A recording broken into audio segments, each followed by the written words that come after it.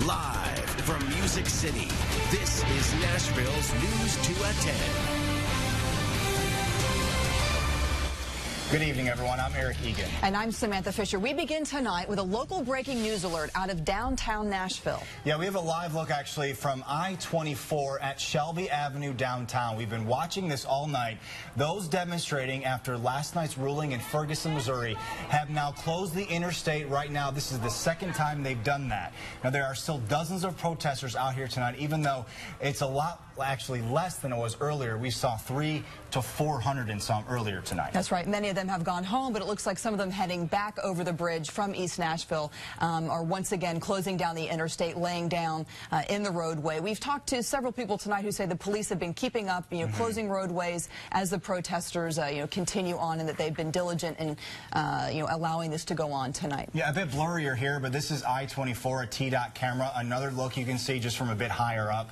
Now, we caught up with somebody tonight, one of many people stuck in traffic, again, because this is the second time the interstate has been shut down. Have a listen to what they had to say. I sympathize with the young people. First, above all, I give kudos to the Nashville Police Department for allowing the peaceful demonstration. And it started peacefully. A planned vigil over the decision in Ferguson at police headquarters turned into a march through downtown. You can see it here. Video of the protesters holding signs and marching along their route.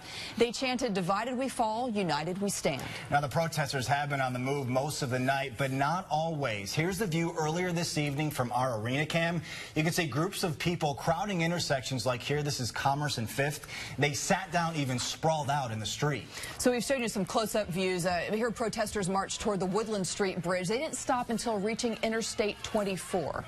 All right, to give you some perspective, we're going to zoom out and take a look at what it looks like from above, sort of. Here's the route. It started at Metro Police Headquarters. Then protesters walked down 5th to Broadway. Then they turned back around, as you saw in the video we showed you. They crossed the Woodland Street Bridge to I-24. Eventually, that closed the interstate when they walked to Shelby Avenue and then into East Nashville before they turned around yet again. Now, in Ferguson tonight, just over 24 hours after the grand jury decided not to indict Officer Darren Wilson, there is an increased presence from the Missouri National Guard. You can see there the guardsmen standing watch outside police headquarters. Now, most protesters have been abiding by police barriers there in Ferguson, but not this one protester. Police arrested him when he didn't stay in a protest zone. Again, though, we're told most protesters, and we've seen this, are being peaceful tonight. Also happening in other parts of the country, protests you can see here in Minneapolis, Washington, D.C., and in Manhattan. Demonstrators voicing their opinions. Now, for the most part, it has remained peaceful. All right, stay with News 2 on air and online for continuing coverage on the response to Ferguson. Right now on WKRN.com, you can view a slideshow of tonight's march through downtown Nashville. And continuing our news tonight, a McDonald's receipt was found 70 miles from that restaurant. It was in a pillowcase with stuff that was stolen. Now, that receipt may hold the key to breaking a multi-county burglary spree. Andy Cordan sorts it all out. Over the last few months, my law enforcement sources have been talking about pillowcase burglaries from Williamson to Murray to Marshall to Giles County. That's where a bad guy goes into your house, he steals your stuff, and he carts it away in your pillowcase. But now perhaps a break in the case. Last week, Giles County had 2 pillowcase burglaries where bandits broke into homes and stole jewels and guns, carrying them away in the victim's own pillowcases. Sheriff Kyle Helton tells me nearby Marshall and Murray County also had similar crimes. Take a good look at this video. It's from March of 2013. According to investigators, the man is buying breakfast at a Murfreesboro McDonald's. Why is this video significant? Because 2 days after this purchase, the breakfast receipt from this transaction will end up on Poorhouse Road, 72 miles away from the McDonald's. The receipt is inside a pillowcase full of stolen merchandise from a Giles County home burglary that took place around the same time. Any idea in your mind why you would have a receipt from a McDonald's Murfreesboro and then dumped out on Lincoln County just over your line? I would have no idea why, but pretty unusual? It's very unusual. You know, and it's important to know that the man in my story is not a suspect, just a person of interest. The Giles County Sheriff just wants to talk to that guy. Ask him how come something like this, a receipt from this McDonald's, ended up 70 miles away in a pillowcase filled with jewelry. Pretty unusual, and it's probably a good question. If anybody has seen that guy, maybe he should give the call to the Giles County Sheriff's Department. But right now, we're live in Murfreesboro. Andy Cordan, back to you guys in the studio. All right, Andy, maybe it'll crack the case. Thank you. And like Andy said, if you recognize the man in that video, please call the Giles County Sheriff's Department. A first-year teacher at Pearl Cone Entertainment Magnet High School in Nashville is on leave tonight. The science teacher isn't being named, but she's accused of inappropriate conduct with male students. The investigation began on Monday, but she has not been charged with the crime. Now check this out. This grenade was found today near a creek along Meadow Drive in Murfreesboro. Police were called, decided it was likely real, and so the bomb squad came out. Now, the grenade was then ruled safe and taken care of. Unfortunately, police could not say exactly where it came from. Well, you know, we usually look at one traffic camera at a time, but did you know that TDOT has dozens of cameras just like this and all in one place? News 2's Nick Calloway takes us inside the Traffic Management Center, where they are prepping for a big travel day. This is TDOT's Traffic Management Center in Nashville, and this is very cool. Check it out. These guys are monitoring some 159 cameras throughout Davidson County, looking for any potential traffic tie-ups.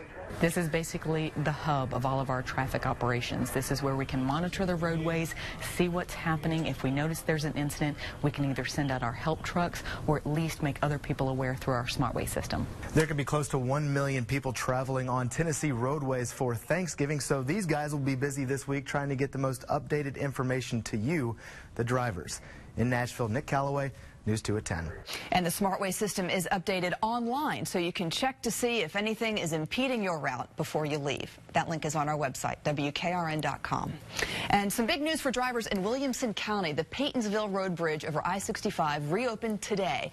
The one that was there had to be rebuilt after it was destroyed in a tanker explosion in August.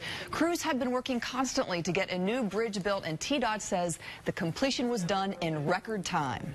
All right, great new video tonight from the National Corvette Museum in Bowling Green. You'll remember that's where they had that big sinkhole. Now, crews are working on filling in that sinkhole. Let me show you how they're exactly doing it. You see how deep it is? They have to be lowered in. What they're doing is they're spraying liquefied concrete so that it really basically controls the insides of that hole, so when they get down in there, it's basically supported. Now it's going to secure it so crews can work down there safely. You might remember 8 classic Corvettes were swallowed up when that sinkhole opened up. It was back in February. Well, after a big search to find it, the city of Nashville's Christmas tree is now at Public Square Park. Crews today carefully maneuvered the 38-foot Norway spruce donated by a Brentwood couple. The annual tree lighting ceremony is scheduled for Friday, December 5th. All right, tomorrow's the big day. Thousands of travelers are going to hit the road. Yeah, so what does the holiday forecast look like? Lisa Patton is tracking it all for us. Lisa? Well, out here tonight in Nashville, it's pretty quiet and dry. 40 degrees in town, about 30 by daybreak tomorrow. Notice our system, the clouds moving away. You'll see some of the rain moving up the southeastern corner of the country, and then that's going to slide into the northeast. It's going to be a big nor'easter with rain and snow. We're going to talk about that in a moment. And then you can see more activity coming in from the west. That's what we could be dealing with tomorrow morning. Clouds thickening again. I think it'll be a dry morning for us, but by the evening, the wet weather is on the way, and maybe even a few flurries for Thanksgiving. That's coming up. You're watching WKRN, Nashville's News 2 at 10. We're going back now live to I-24, where the protest is still going on. This is over the decision in Ferguson, Missouri, but we're looking right here in Nashville. The number of protesters has diminished greatly, though, in the last hour. Yeah, it's still pretty incredible, everybody. Picture, that is the highway. This group of people, maybe 50 or 100 strong, is on the highway. It was 300 to 400 earlier tonight, but they've been closed, or they've shut down I-24 since about 10 o'clock. And I asked one of our reporters on the scene if they knew the route before they took it, and he said it did not appear so. He said police at every turn have been closing down the roads, and he said one of the officers told him that they were doing everything they could to keep people safe. We want to check on the weather now before you head out to your Thanksgiving destination. Lisa? Well, out there tonight in Nashville, things are quiet weather-wise. We have some clouds overhead, and temperatures are cooling off. It's 40 degrees right now with a very light north-northwest wind at about 3 miles per hour. We've certainly had colder weather, and we will again on Thanksgiving. By daybreak tomorrow, I think 29, 30, 31 degrees is fair game. We are going to be looking at more clouds coming in and some rain chances just as we get ready for our holiday travel. Here's the big picture with Storm Tracker. It has been wet and a little bit stormy over Florida. All of this southeast moisture is going to be riding up the east coastline. That's going to provide a nor'easter, which could be bad news for travel, especially air travel for us as we try to get to our destinations. We're talking rain and snow, big winds, could be a big problem. You see scattered showers and snow showers back in the northwestern quadrant of the country. Right now, all the rain is offshore from D.C., Baltimore, New York, Boston, Philadelphia. They're not dealing with the rain onshore, but it is coming on up through Virginia. It was just in North Carolina earlier. And you still see some of the storminess down in Florida. A lot of this is going to be riding northward. If you're driving to Atlanta tomorrow, I think maybe some morning showers, but then it should begin to dry out. Notice back west, you see some snow showers. That's not a big deal for Minnesota and the Dakotas and Iowa, north of Denver up into Wyoming, and the high spots up in Montana, Idaho, with some rain back in Seattle and Portland, of course.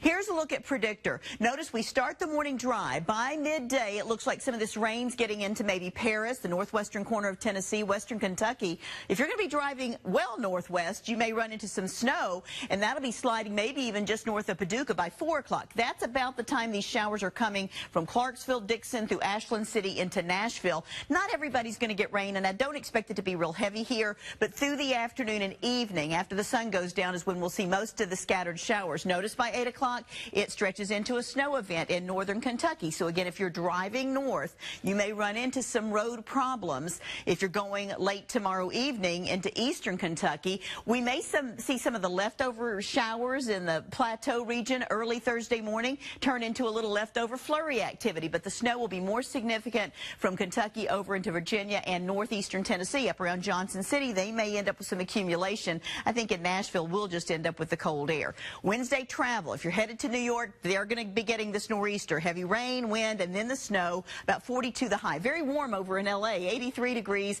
rain in Orlando, 62, and then snow at the resorts in Colorado, but Denver, sunshine, and 57 degrees. In Atlanta, the morning showers give way to drying conditions, 53, cold with flurries in Chicago, about 38 in St. Louis with snow early on tomorrow, and then very warm and sunny in the Dallas area, about 65 degrees. Our next couple of days, we're looking at 49 tomorrow, about a 40% chance of those showers, especially late afternoon and evening, maybe some flurries Thursday morning for Thanksgiving, 44 degrees your high temperature, and then Black Friday starts cold at 26, ends up at about 50, 60 Saturday, 67 on Sunday, with rain chances increasing the first of next week. All right, thanks, Lisa. Another live look here out to I-24. Protesters, basically, because of their presence, have shut down I-24. They first started protesting around 8 o'clock tonight. Then they started walking downtown Nashville over the Woodland Street Bridge, then onto I-24. This is the second time this second protest has shut down I-24, what looks like in both directions. And it appears that they're heading off the interstate right now. This is, as you mentioned, the second time it was shut down tonight. The number of protesters has greatly reduced at this point, but we're going to be continuing to cover this at WKRN.com and on News 2 this morning. We'll be right back.